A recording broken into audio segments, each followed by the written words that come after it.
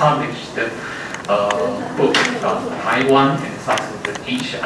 Although in Chinese, but it's very well written and very reasonable. Yeah.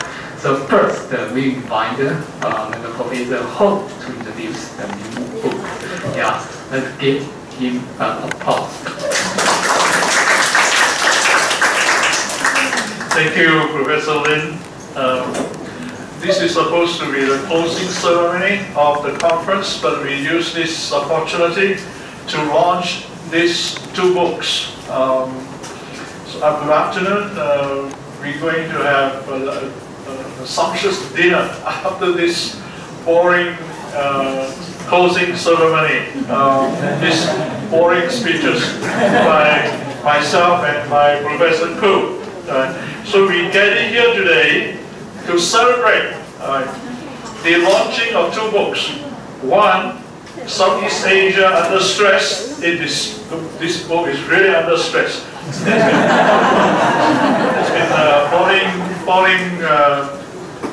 falling on the floor. But this is the book that we're going to launch first. Southeast Asia Under Stress, COVID-19, Geopolitics and Domestic Challenges. Edited by Professor Wenzao Lin, Professor Samuel Koo, and myself. And the second book is, can I have that? No, that's this one. Yeah, the second book that we're going to launch today is 台湾与东南亚，从中华民国到台湾世代。 Taiwan and Southeast Asia, from the Republic of China to the Taiwan generation. Single authored by Professor Gu Xiangyu. So this is really a moment of joy for the Department of Southeast Asian Studies at Wenzao, right? Because these books published by or edited by the teaching staff, the faculty of the Department of Southeast Asian Studies. So I'll take this opportunity to say a few words about these two books. Now, Southeast Asia Under Stress, COVID-19, Geopolitics and Domestic Challenges is really a collection of excellent papers presented at the International Conference of Southeast Asian Studies last year, that is 2021.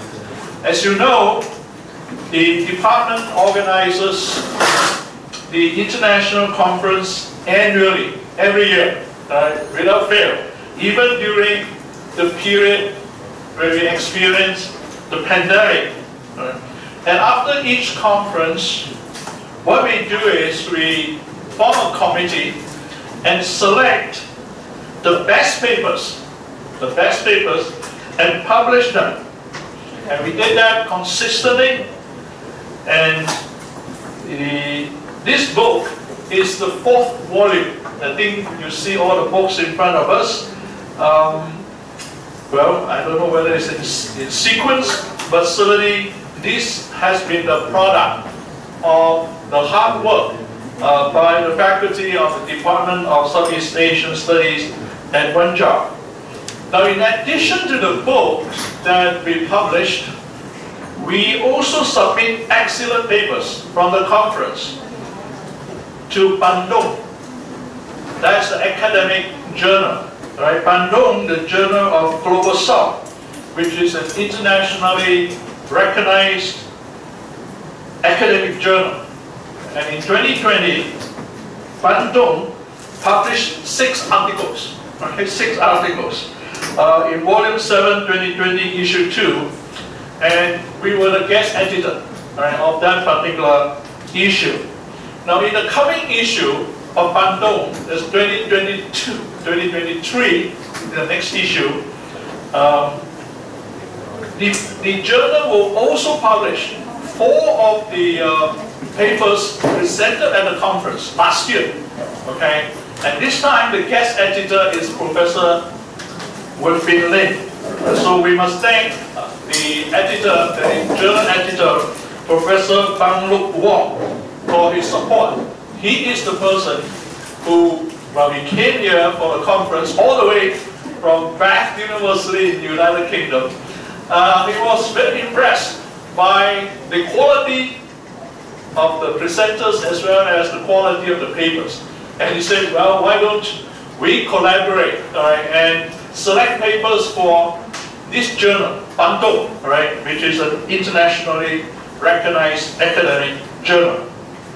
Now, I must say that the publication of these papers in the volume as well as in Bandung, all right, have gone through a very rigorous process. A rigorous process of editing, proofreading, selecting, typesetting, etc., etc. All right, for those of you who publish work, we know how difficult it is, right? How laborious it is to get work done. Right?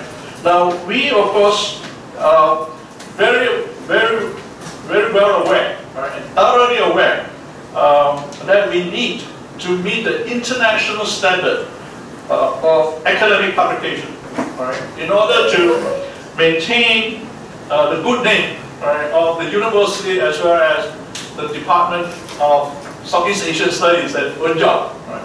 So these papers that the presenters have submitted actually went through a very rigorous editing process. Okay, and I have heard from the paper writers, right, that when they receive, right, the edited work, the piece, right, article that they returned to them, they were very surprised, right, indeed, the amount of amendments and revision that they had to do in order to meet that international standard of publication. So thanks to the commitment and the hard work of everyone involved, right, and we are able to gather here today to witness the launching of this book. Special thanks must go to Mr. Otto Chan. Otto, are you here? Otto is the person actually doing all the, he's actually the manager of the conference, right? And he's not here, but certainly he worked behind the scene, okay? So he doesn't want to appear, but let's give him a round of applause. Right?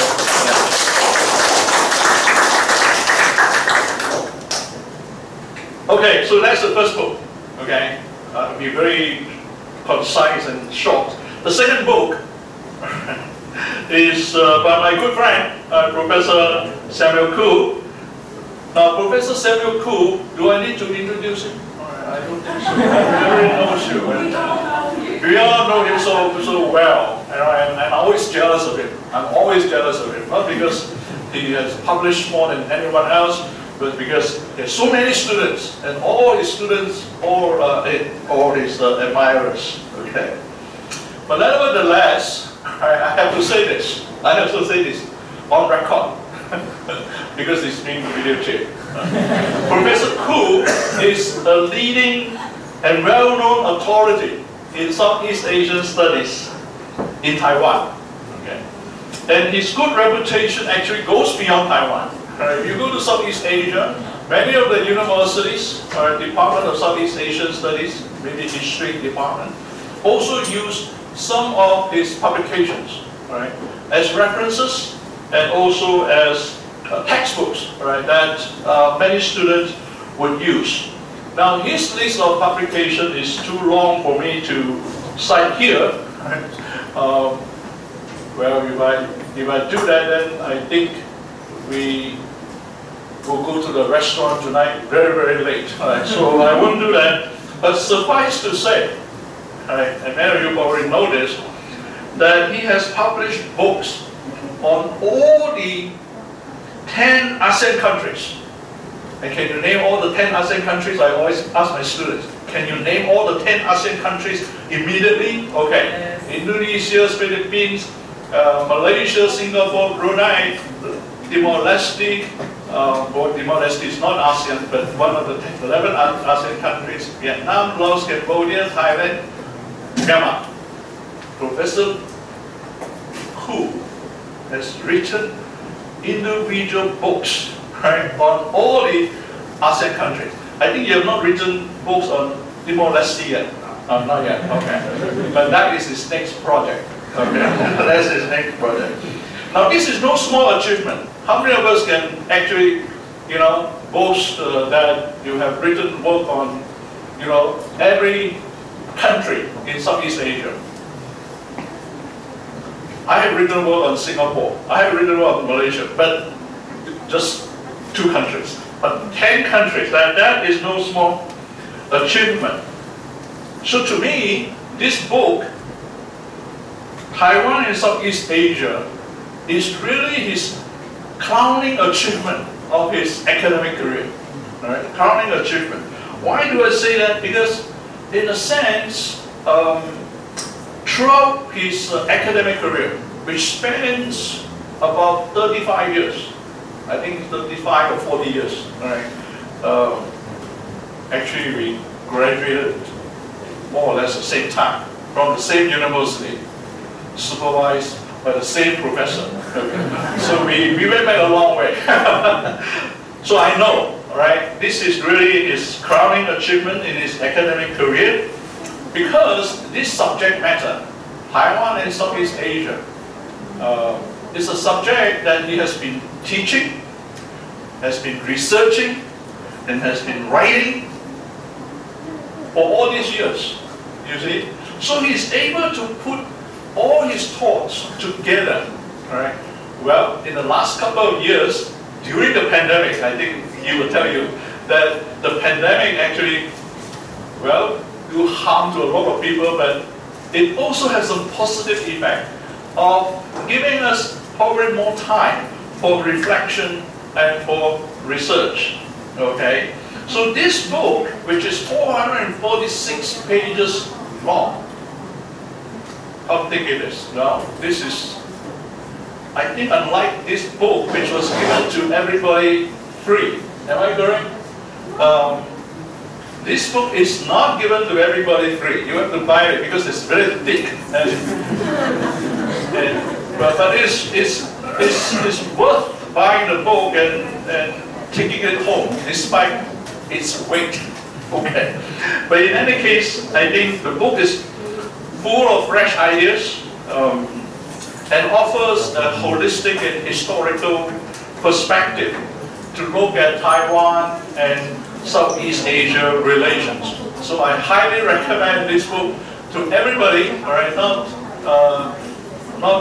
only for those who are interested in Southeast Asia per se, all right, but regional relationship, international relationship. So ladies and gentlemen, let me conclude by saying, all right, that thank you for your presence to witness the launching of these 2 books. This is really a joy for all of us, especially for the Department of Southeast Asian Studies at Wenzao.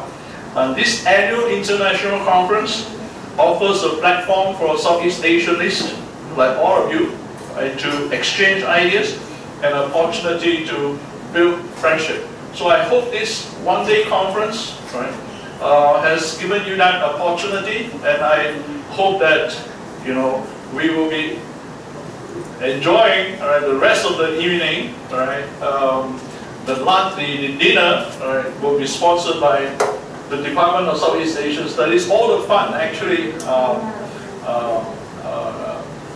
have been given by many of the sponsors, which Professor Lin has made so much effort to look for them. So I hope you have a rewarding time in Kaohsiung. Thank you very much.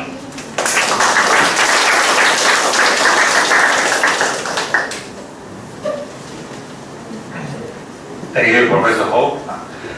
We have been to know each other for more than 40 years, since 1983. We were studying at the Ohio State University in Columbus, Ohio. I thank you again for your compliments on my book. Well, I think I I'd just like to say a few words about this book. So this book is published this year, just a few months ago. I have experienced so many grades of this book. Number one, if I do not come to Wenzao, I will not have this chance to write this book. Because when I was in the ICSEAS, I only teach 2 courses. None is one. I only teach this course, Taiwan and Southeast Asia, after my my recruitment to Wenzao. So when I come to Wenzao, I have this opportunity to teach this course. Number one. Number two, when I teach this course, which has given me more thinking and more reviews about my understanding and my experience in Southeast Asia. During the last 30 more years, I have been to Southeast Asia so many times, including every country in that area except East Timor.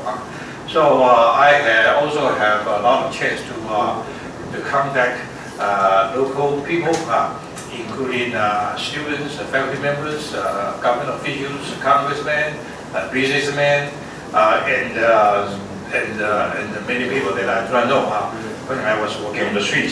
So, so when I began to teach this course, I collect these materials, my personal experience in Southeast Asia. I also select a few pictures that I took in Southeast Asia. So I do feel very, very valuable for this book because it is kind of my, collections of my, my collection of my experience and my knowledge about Taiwan and Southeast Asia. So this book is very, very meaningful to me. Then finally, I also think this book is meaningful for students or for who are interested in Taiwan and Southeast Asia. See, right now, as I am teaching this course in Wenzao, Taiwanese, young Taiwanese, or general Taiwanese public know Southeast Asia because of the new Southbound policy, which was promoted by President Tsai Ing-wen. But actually, Taiwan and Southeast Asia begin to have some interactions since the early 20th century, when Dr. Sen began to promote his revolution movement in Southeast Asia.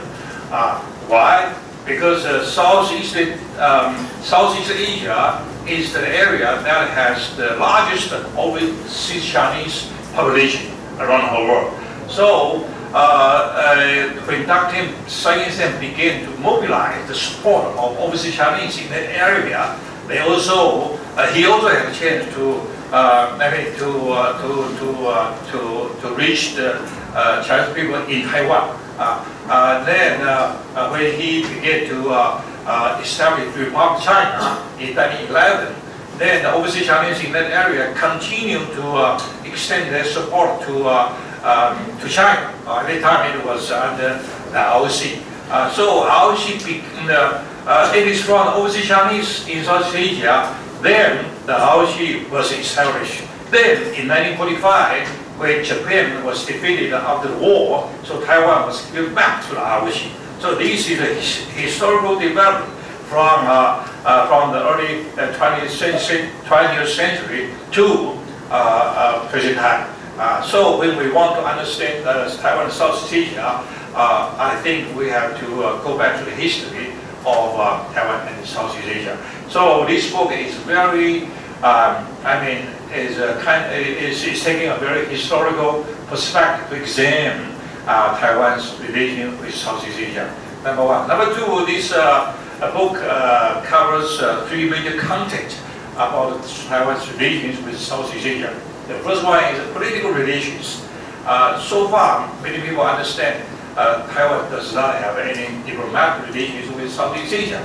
But actually, Taiwan or the ROC did have formal diplomatic relations with the Philippines, Thailand, and South Vietnam before 1975, right? And ROC also had a consul office in Malaysia. So these are the political relations between the ROC or Taiwan with Southeast Asia before 1975, right? So that is the first part of Taiwan's relations with the Southeast Asia.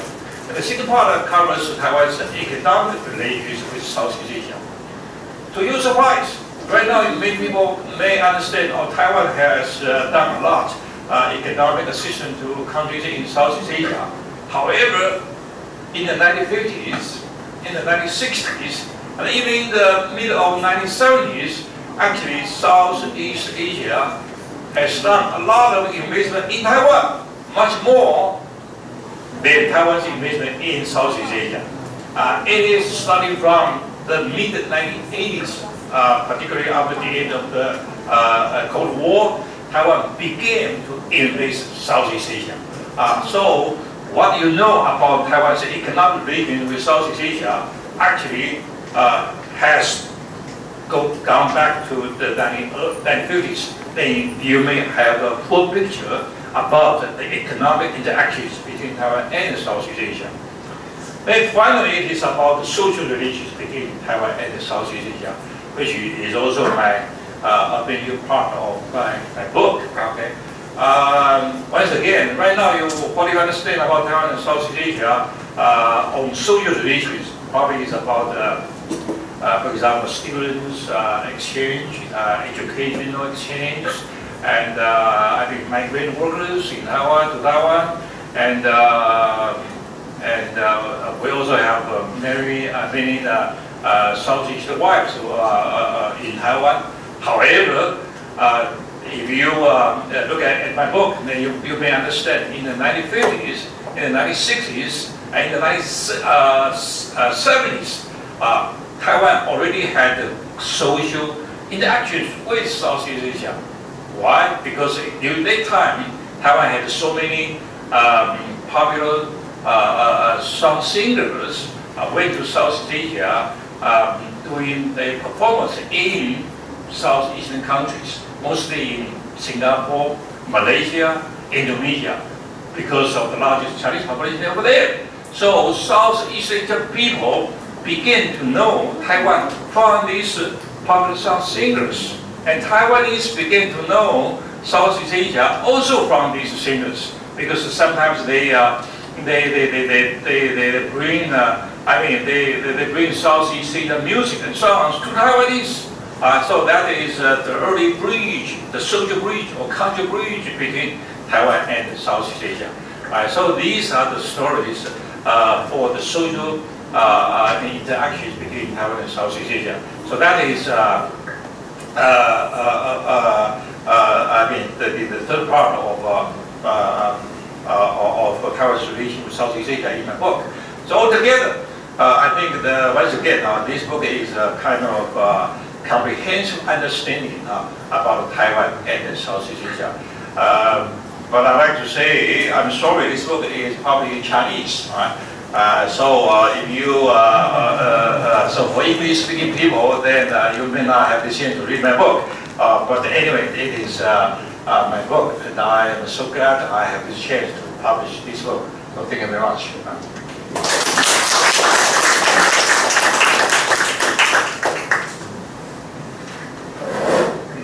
Thank you, Professor Ho and Professor Koo.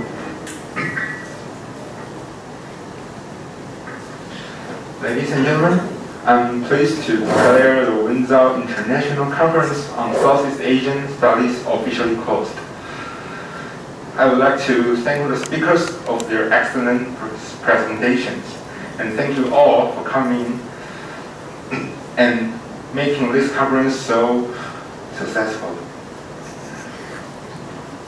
And we provide a video for today's conference for you. Hope everyone will like it.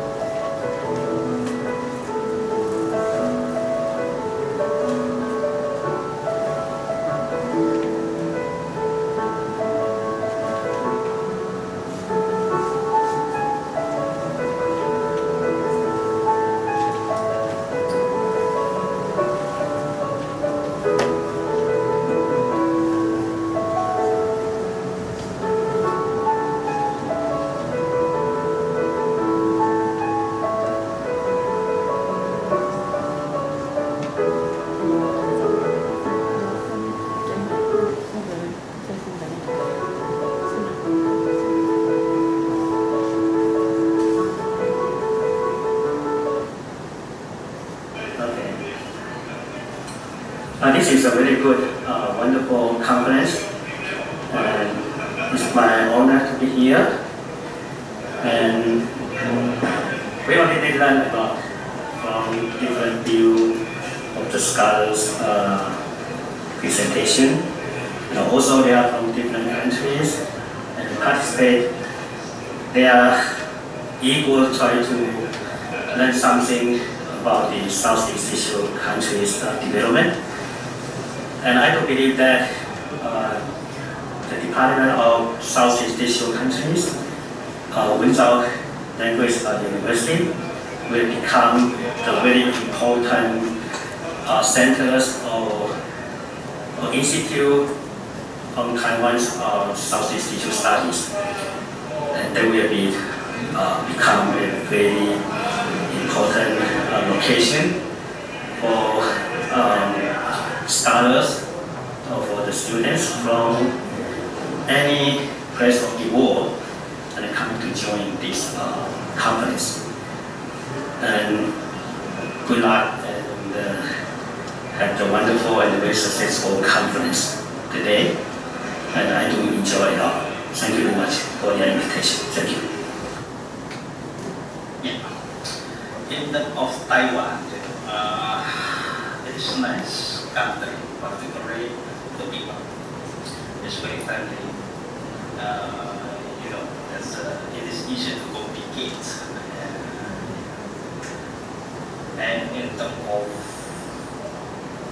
this conference, or the Olympic conference, I think it is a good event to know each other. Besides academic purposes, it is important to know other people with various background.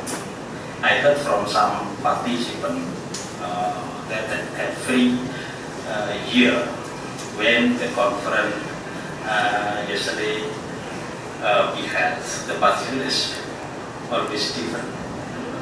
So back to my impressions, I think this event is important how to know each other among the different people coming from various countries. This is my impression.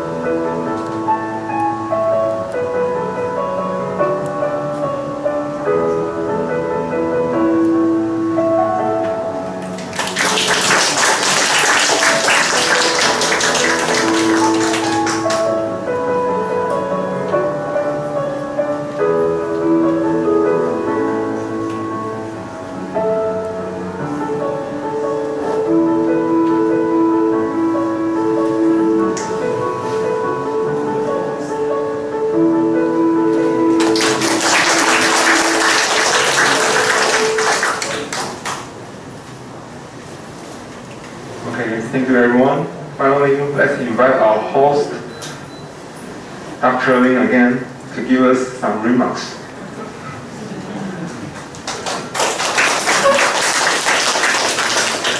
Yeah, indeed, I am very appreciate all of you for coming our annual conference. Thank you for your big effort. It's your research, the work are research hard, and they're writing hard, not writing hard, typing hard. Okay, so it's very difficult and have a wonderful feeling doing research and writing, right? And we are also have incentive, not only by material things, but also by the spiritual things. We want to do this kind of research. Yeah, that's right. And the other thing is we try to pass our experience to the new generation. So this is kind of the passion and maybe the mandated things you try to explore, you try to express, you try to the new one who are interested in South Asia studies to know more about the things widely and deeply. So that's all. That's the reason we are doing South Asia studies. Not only the Professor Ku, Professor Ho, including all of us. So I'm finally I really indeed appreciate and send you my gratitude for coming this year conference. And of course, we were consistently to organize the next year, next 2 years, continually till forever, even the earth till the end of the world. And I have some word. If you want to find some hard copy, it's okay. And also, if you want to download electronic file, it's also okay. We will send the linkage after probably the next week after the conference. You will freely download the electronic files for your reference, because we think our research should be made known for everyone. And the more readers read our outcome research, and make more productive in the future for everyone. So finally, I thank you. Thanks again. Let's give an applause for our lovely students and teams for supporting this conference. Again.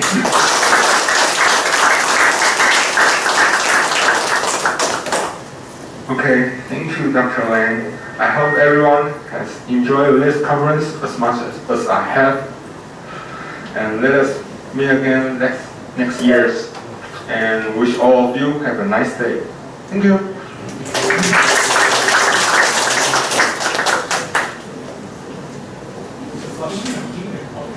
Okay, if you want to go to the dinner banquet, please follow our step. Okay, and we also provide a dessert box for the scholars who won't attend the banquet. And thanks again, everyone.